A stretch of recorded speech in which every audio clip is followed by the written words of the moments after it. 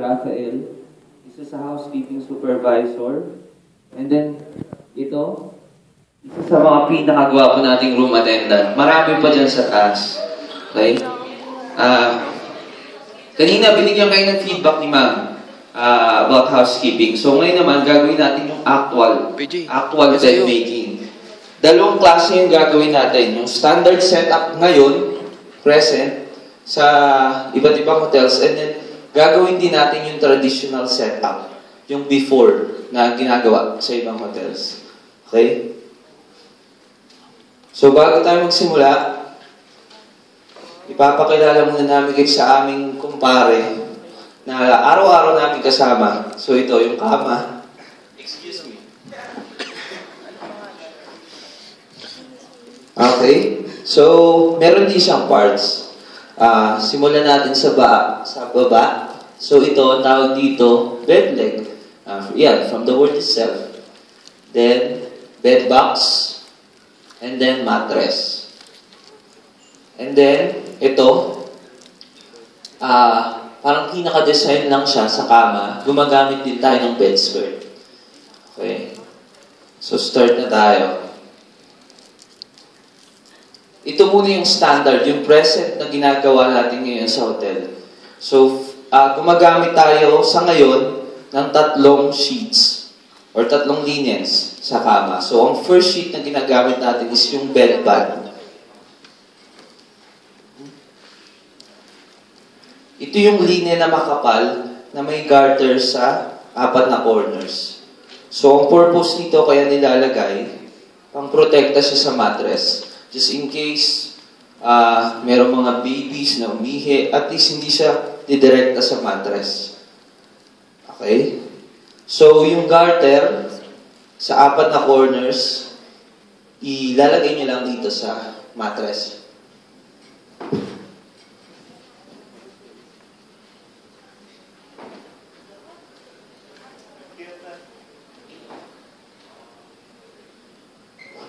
Okay. Make sure lang nasa gitna. And then, second sheet na gagamitin natin is yung bed sheet or flat sheet. Okay? So, make sure lang pag ilalatag natin or spread natin yung sheet, naka-right side siya. Alam niyo yung tahi sa damit, kumbaga, yun yung nakatago. Yung pinakamakapal, yun yung nasa baba. Okay? And then may mga techniques tayo na ginagawa. So, ito, fisherman's stroke, kung tawagin, para ka lang naghahagis ng lambat sa kabila. Para mas madaling i-spread yung sheet. Yan.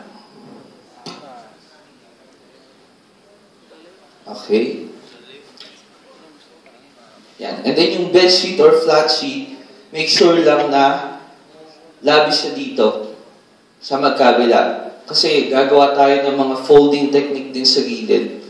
So, para maipasok natin yung likod. Okay. So, ito, yung folding technique na gagawin natin sa bedsheet, kung tawagin siya is miter. Okay? So, paano gawin? Ganyan. Takin nyo nasa likod.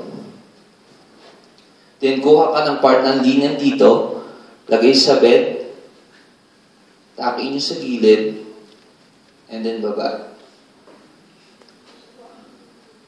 Okay? Yan.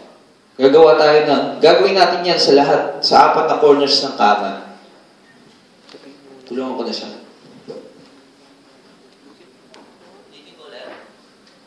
Sa likod, na part. Baba.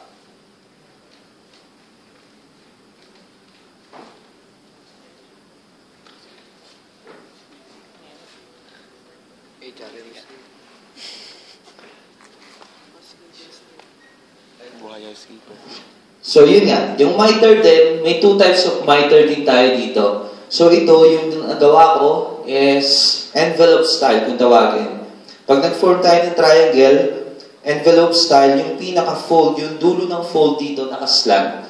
Then, yung pangalawa naman is box type. Yung pinaka-dulo ng fold naman, straight dito. Okay?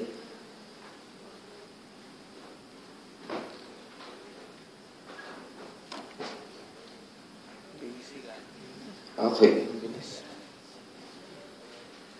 And then yung pangatlong linya naman na gagamitin natin is duvet. So, dalawang part din yan.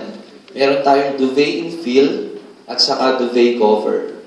So, yung infill parang halos kasing kapal siya ng bedpan. Ako mapapansin nyo, mas familiar siya as comforter kung tawagin. Kaso lang dito, bukod sa comforter na yan, meron pa tayong cover. Okay? So, ang procedure naman ng paglalagay ng duvet is yan. Spread yung duvet infill sa kama.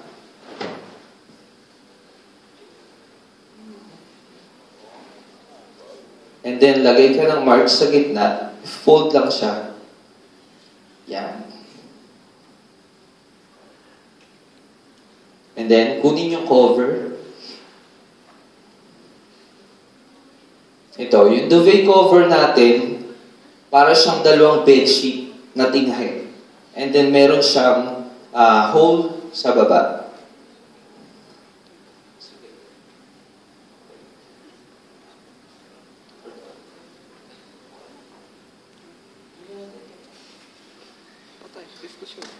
Okay.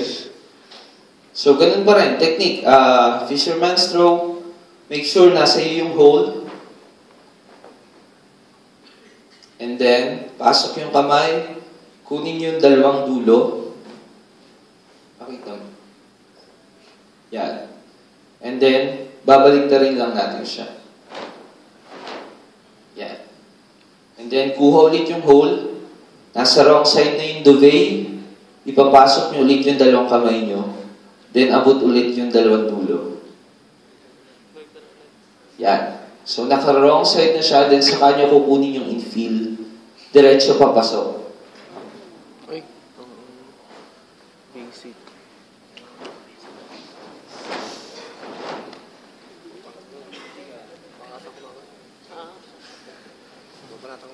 Yan, medyo komplikado itong duvet. Ito yung pinaka-nakakapagod na part sa pagbe-beddings or pagbe-bed making. Okay? So, pag nilatag nyo ngayon yung duvet, yung pinakadulo niya, katapat lang siya ng mattress sa ibabaw. And then, mas mahaba yun nandito sa paanan.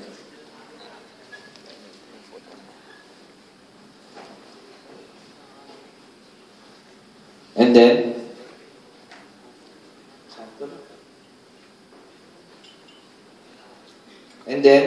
dito sa ulunan, ifo-fold natin siya twice. So, una, forward,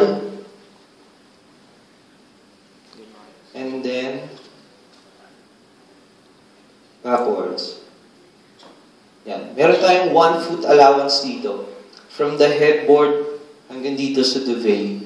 So, yun. Purpose nun, lalagyan natin ng pillows sa room. And then sa baba, ganun pa rin. Gagawa din tayo ng miter dito. So, pag duvet, nagbibinata ako. So, pag duvet, yung dulo lang yung mamiter. Dito, hindi. Okay? So, ganun pa rin. Takin yung likod, kuha ng part sa duvet, takin yung tabi, and then baba. Okay. Then, takin ulit.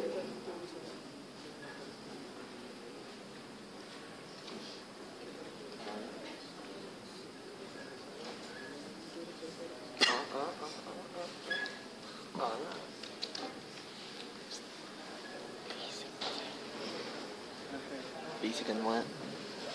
Okay.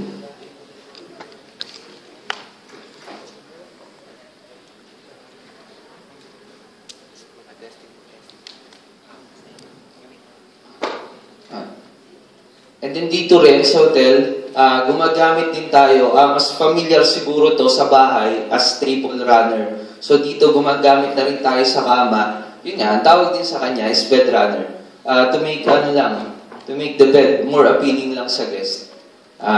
Parang pinaka-design lang siya. So ilalagay natin siya sa kama, 1 foot allowance din. Simula doon sa dulo, papunta sa bed runner.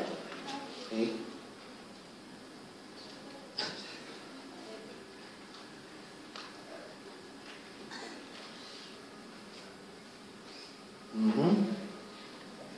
And then, last, pillows.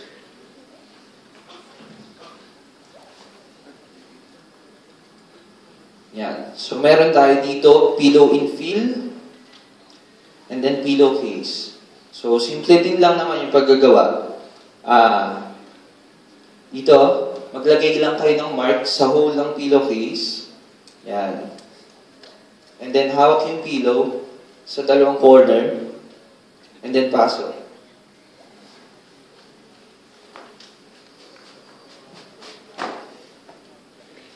Okay. And then, para matago natin yung pillow infill, so, itatak in lang natin siya sa isang side. Sa ganito, sa hole. Yan.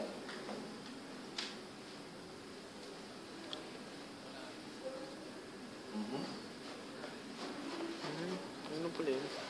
Ito ayos. Okay, that's it. Tapos, ang setup natin sa mga rooms, yan. Imagine niyo headboard siya. Ito yung pillow. So, nakatayo lang yung pillow. Okay? So, yun na. Ito yung setup natin sa room sa ngayon. So, ipapakita rin namin kung paano yung traditional setup naman. Okay, ito, okay naman? Nasundan naman? Okay, sige. Mas inuna namin to kasi mas komplikado yung traditional. Mas maraming sheet na ginagamit. Okay? Sheet. S-H-E-E-T yun ha. Yeah. So, tanggalin lang ulit namin ha.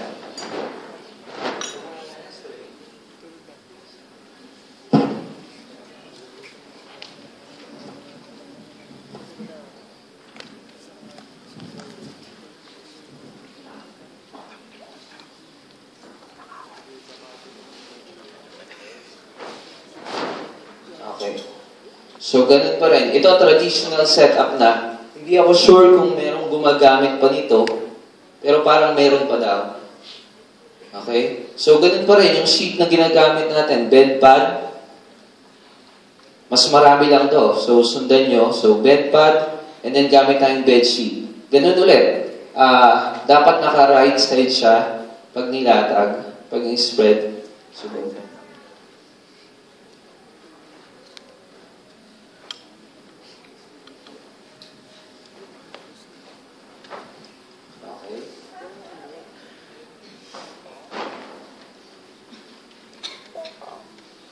So, fisherman's throw, then miter ulit sa apat na corners ng kama.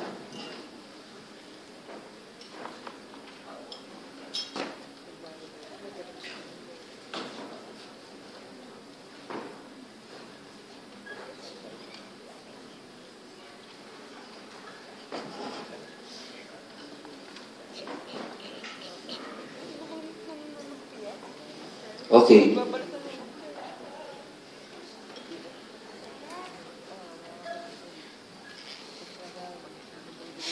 So, yan. After ng bed sheet, so, next sheet, bed sheet ulit.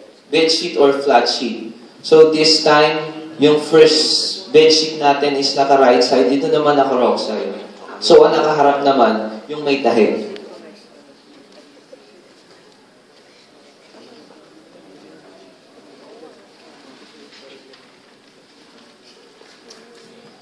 So, spread lang ulit natin siya.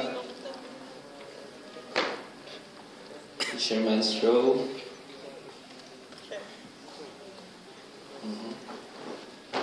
And then, sa paglalatag naman itong second bed sheet, parang duvet siya. Pantay lang ulit siya. Pantay naman siya dito sa may mattress sa ulunan.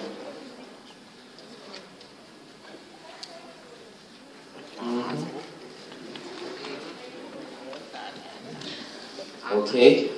So, dalawang bedsheet na. Then next, gagamit naman tayo ng blanket or comforter.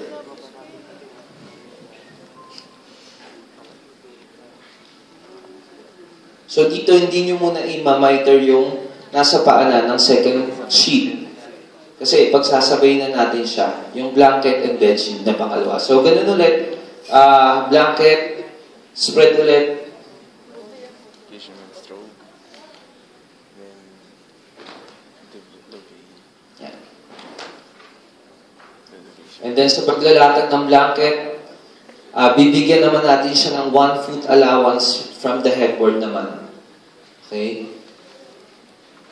So yun pag nakalatag na yung blanket, yung purpose nito, ifo-fold lang natin siya dito, pang-cover to sa blanket, okay? So fold natin twice yung bedsheet. Yan.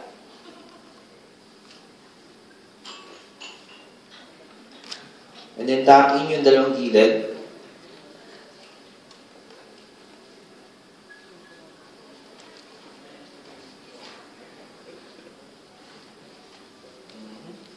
Then dito naman sa paanan, so bibigyan natin siya, compare doon, diretso tuck in dito sa baba, as traditional nga, binibigyan siya ng 1 foot allowance. So pag ginamit yung kumot, hindi masikip sa paa. Maluwag siya dito sa paanan.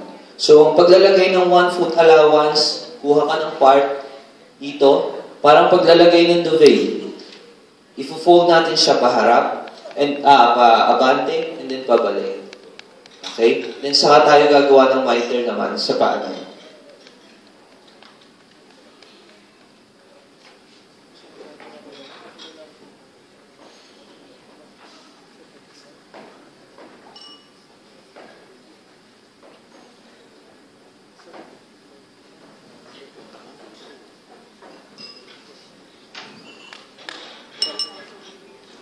Okay?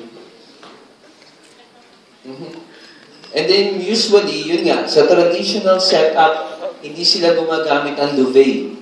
So, comforter lang. So, ang purpose nito, kaya sila naglalagay nito ng another sheet, bukod dito, another sheet and blanket, yun yung ginagamit nilang kumot. So, minsan sa ibang hotel, yung malalaman mong hotelier yung guest dati, pag ginamit nila ito o hindi. Okay? So, yun. Imagine niyo na lang comforter to halimbawa. So, pag comforter, ilalatag lang siya.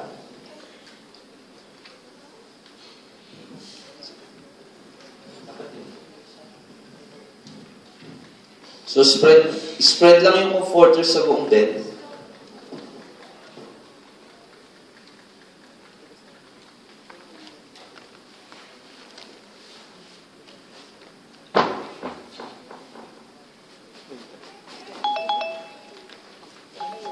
Anak.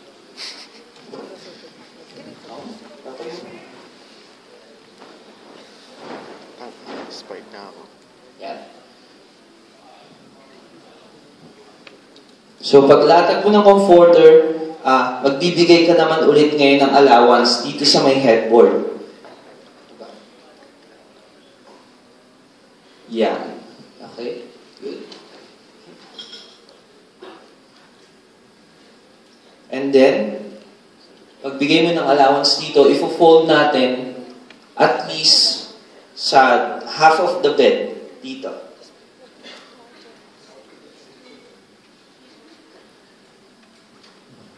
So, purpose naman yan, dito naman natin ipapatong yung pillow.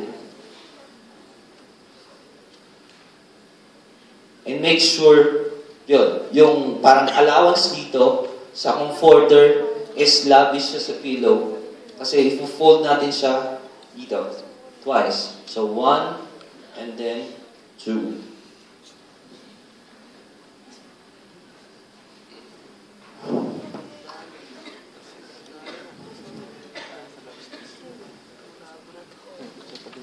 Okay?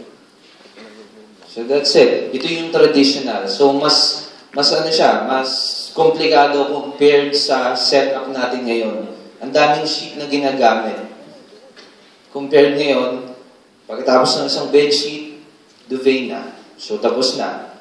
Dito, medyo marami. Bedsheet, blanket, and then comforter. Okay? So yun na. Tapos na kami. Maraming salamat po.